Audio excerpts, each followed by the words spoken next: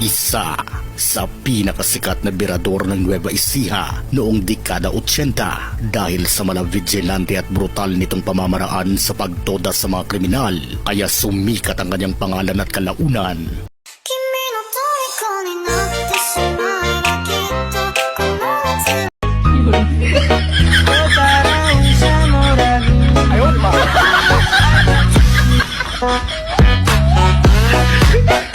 Ikinakakatakutan na siya ng mga kriminal sa kanilang lugar.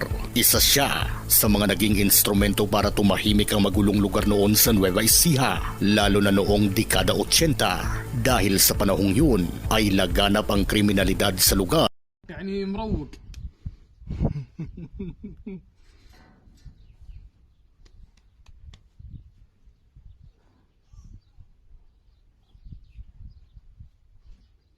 حكوية